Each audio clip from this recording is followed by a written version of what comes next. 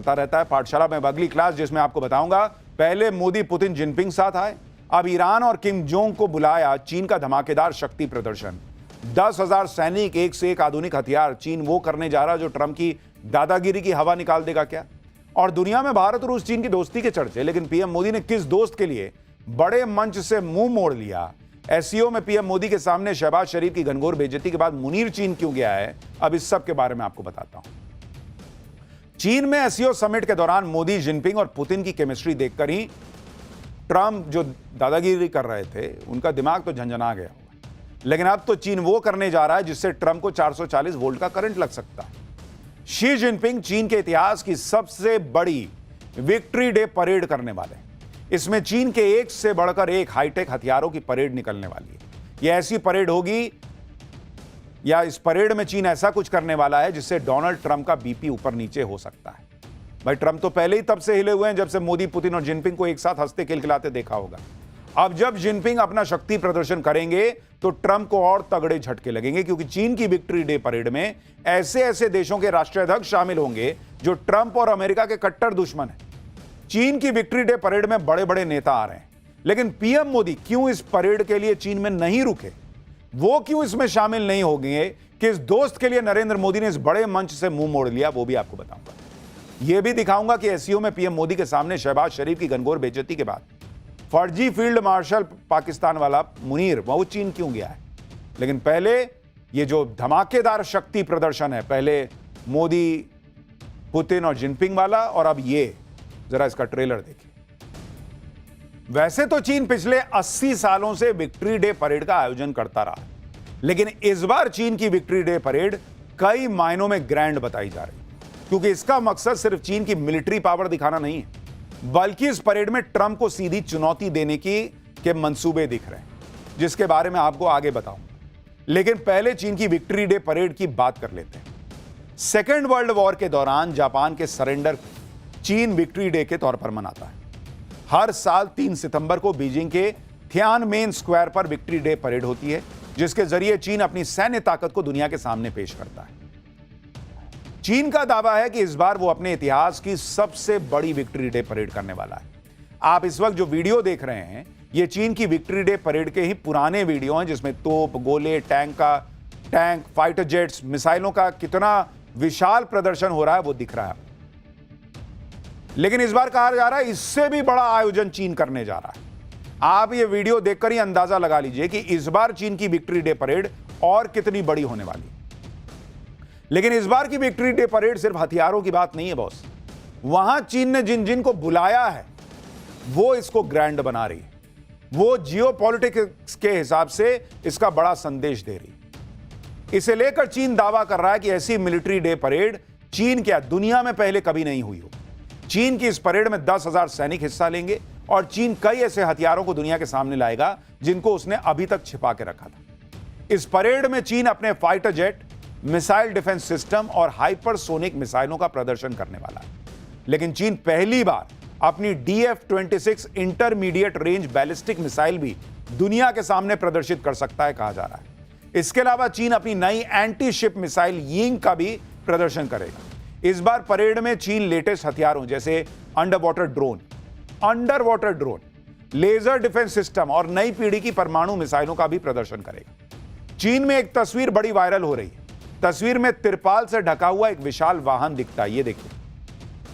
Chinese media दावा कर रही है कि यह चीन का लेजर डिफेंस सिस्टम है, जो शक्तिशाली लेजर के जरिए मिसाइल्स और ड्रोन्स को मार गिराने में सक्षम है। चीनी सेना का दावा है कि यह दुनिया का सबसे शक्तिशाली लेजर एयर डिफेंस सिस्टम है, जिसको चीन पहली बार दुनिया के सामने लेकर आएगा और दिखाएगा।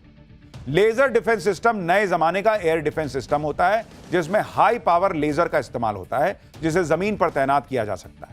इस सिस्टम से निकलने वाली लेजर सैकड़ों किलोमीटर की रेंज तक लक्ष्य को भेद सकती है। जैसे ये आपको एनिमेटेड वीडियो के जरिए हम आपको समझा रहे हैं, इस तरह का कुछ रहता है। इस डिफेंस सिस्टम की लेजर अपने टारगेट को तब तक गर्म करती है जब तक वो हवा में नष्ट ना हो जाए। देख रहे हैं कैसे एक साथ वो पतली पतली लेजर लाइट जैसे होती है वो निकलती है, धाड़ धाड़ धाड़ फोड़ देती है। इस सैन्य प्रदर्शन के जरिए शी जिनपिंग अमेरिका समेत पश्चिमी देशों को मैसेज देना चाहता है कि चीन से पंगा लेना इतना आसान काम नहीं। विक्ट्री डे परेड में चीन सिर्फ अपनी मिलिट्री पावर ही नहीं दिखा रहा, बल्कि शी जिनपिंग ने ट्रंप के सिर चढ़ा बुखार उतारने का भी पूरा इंतजाम किया है। ट्रंप ने पहले दावा किया था कि चीन ने उन्हें विक्ट्री डे परेड में आने का न्योता दिया, लेकिन चीन की तरफ से कहा गया है कि उसकी तरफ से ट्रंप को कोई इनवाइट भेजा ही नहीं गया, बल्कि चीन ने इस बार विक्ट्री डे परेड में ज्यादातर उन देशों के राष्ट्राध्यक्षों को बुलाया है जो अमेरिका का खुला विरोध करते हैं। आप देखिए कि एससीओ समिट में नरेंद्र मोदी, व्लादिमीर पुतिन और शी जिनपिंग की तिकड़ी को हाथ मिलाते देखकर पूरी दुनिया में चर्चा हो रही थी कि अरे भाई अब ट्रंप का क्या होगा, क्योंकि व्लादिमीर पुतिन तो पहले ही चीन में है, जो एससीओ समिट के बाद अब चीन की विक्ट्री डे परेड में भी हिस्सा लेंगे। और ट्रंप के दुश्मन नॉर्थ कोरिया के supreme leader Kim Jong Un को भी चीन ने बुला लिया, वो भाई पहुंच गया है। 3 सितंबर को विक्ट्री डे परेड में जिनपिंग, पुतिन और किम जोंग उन जब एक मंच पर होंगे तो ट्रंप को शॉक लगना तय है। किम जोंग का चीन की परेड में शामिल होना एक बड़ी खबर है, क्योंकि 2019 के बाद किम जोंग उन पहली बार चीन पहुंचे।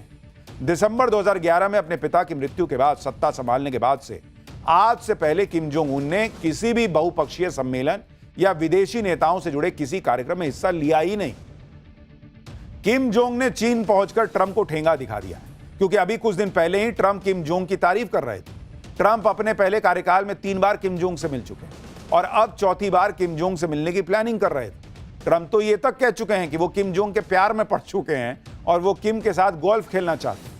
अभी 25 अगस्त को ही ट्रंप कह रहे थे कि किम जोंग से तो उनके बहुत अच्छे रिश्ते हैं। एक बार सुनिए, लेकिन यहां तो कुछ और ही खेला हो रहा है। I have a great relationship with Kim Jong-un. I hope it stays that way. I think it will. I have a very good relationship. I understand him. I spent a lot of free time with him talking about things that we probably aren't supposed to talk about. And I get along with him really well. दोनों देशों के तार तो नहीं मिलते, लेकिन चूंकि Kim Jong को सनकी कहा जाता है, ट्रंप भी आजकल सनकी जैसा ही व्यवहार कर रहे हैं, तो दोनों की सनक का लेवल मैच जरूर हो सकता है। मतलब आप देखिए कि ट्रंप ने कैसी बेइज्जती करवाई है। अभी एक हफ्ता पहले ही वो किम जोंग से दोस्ती के दावे कर रहे थे, अब किम जोंग ने चीन पहुंचकर ट्रंप को कह दिया कि अपनी दोस्ती अपने पास रखो। वैसे हर बार की तरह इस बार भी किम जोंग की उस रहस्यमयी ग्रीन ट्रेन की चर्चा हो रही है, जिससे वो 1300 किलोमीटर की दूरी तय करके चीन पहुंचे। वो भाई अपनी ही ट्रेन से चलता है, क्योंकि आमतौर पर किसी देश का कोई सर्वोच्च नेता किसी दूसरे देश जाता है तो भाई तेजी से पहुंचने के लिए हवाई जहाज से चला जाता है, अपना हवाई जहाज लेके जाता है। लेकिन किम जोंग उन अलग लेवल पे हैं। वो जब भी अपने देश से बाहर जाते हैं तो अपनी इसी खास ट्रेन से जाते हैं।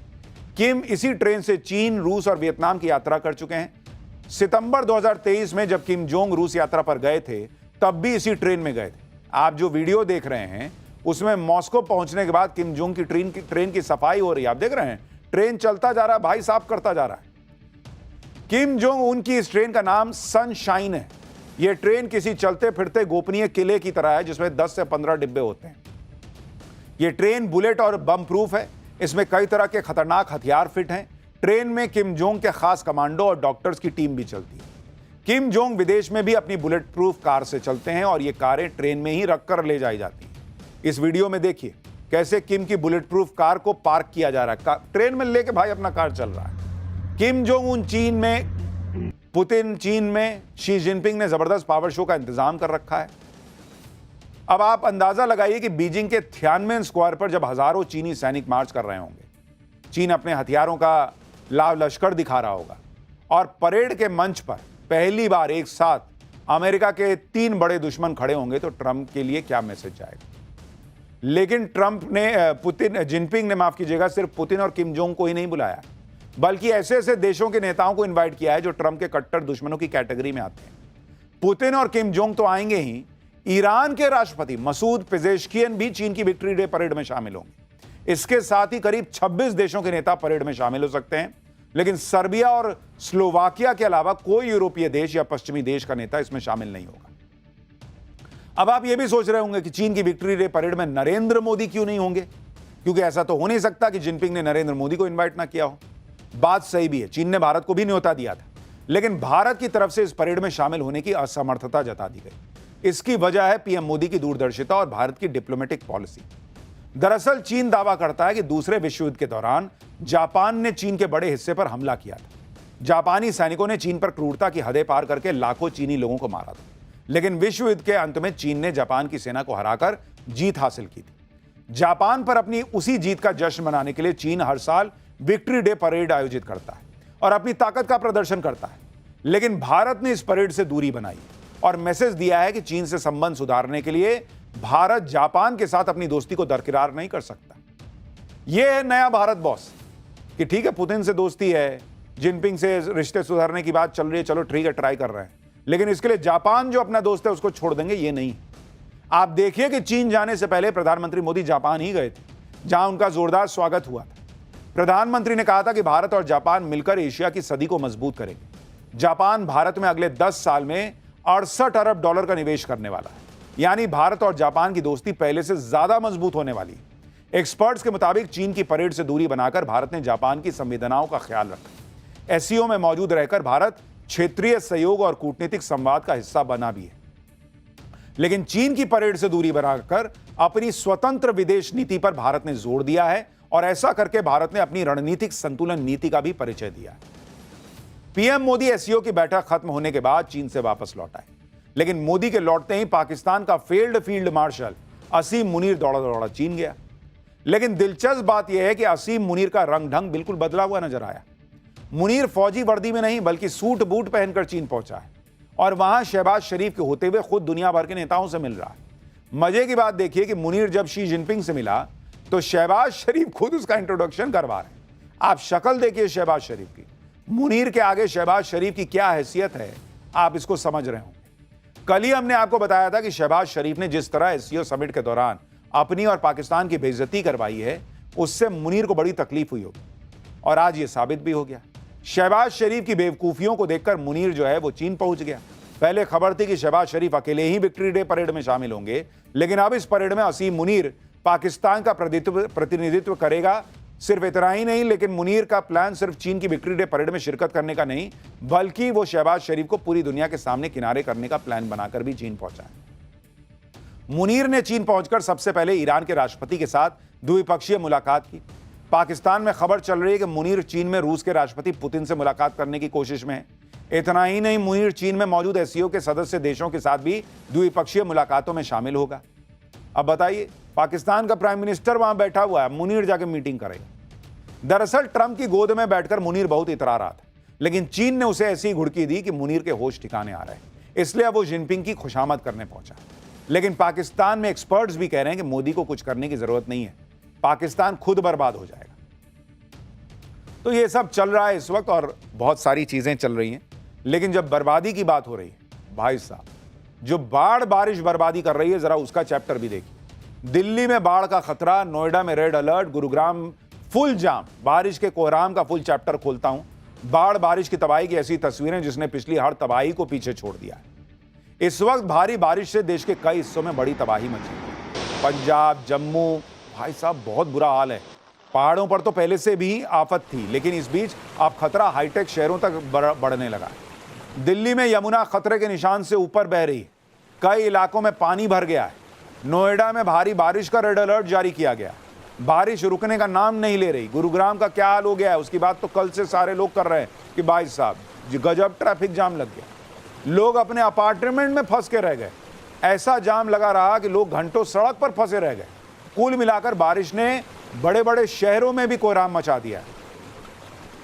आज पाठशाला में पहाड़ से मैदान तक बादल फाड़ बारिश से मची तबाही की एक एक तस्वीर आपको दिखा। आप सोचिए कि दिल्ली में बाढ़ का खतरा मंडरा रहा है, नोएडा में स्कूल्स बंद करने पड़े हैं भाई। इस तरह से रेड अलर्ट है कि और तेज बारिश हो सकती है, हवाएं तेज चल सकती है। और गुरुग्राम की ये तस्वीरें आप देखिए। ये सब जो हो रहा है ये आपको दिखाऊं, उससे पहले इसकी एक झलक दी।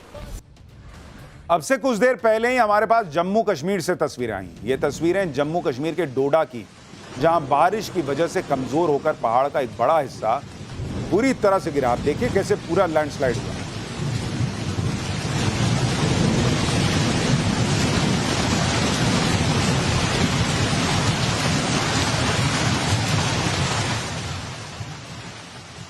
इसी तरह का हाल हिमाचल प्रदेश का है। ये तस्वीरें जो आप देखने जा रहे हैं, ये देखिए, ये कुल्लू में हुए भयानक लैंडस्लाइड की। पहाड़ से गिर रहे बड़े बड़े पत्थरों ने सड़क से गुजरती हुई कई गाड़ियों को कुचल दिया। गनीमत रही कि लैंडस्लाइड के खतरे को देखते हुए गाड़ी में बैठे लोग समय रहते निकल गए थे, लेकिन पहाड़ से गिर रहे पत्थर इतने बड़े बड़े थे कि एक पल के लिए तो सड़क पर मौजूद लोगों की सांसें अटक गई। देखिए जरा।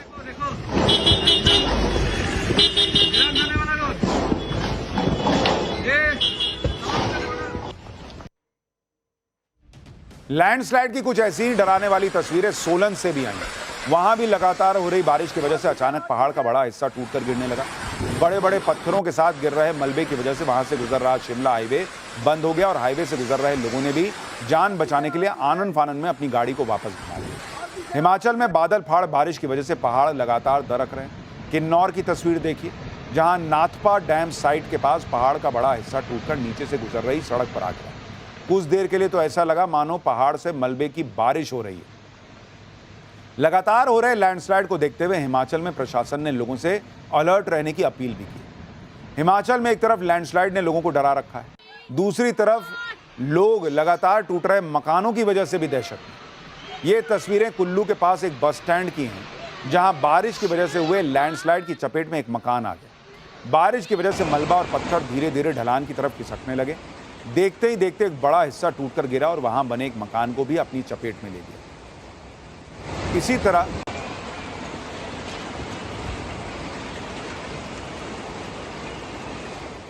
इसी तरह मंडी में भी एक 12 कमरों का मकान लैंडस्लाइड की चपेट में आकर ढह गया।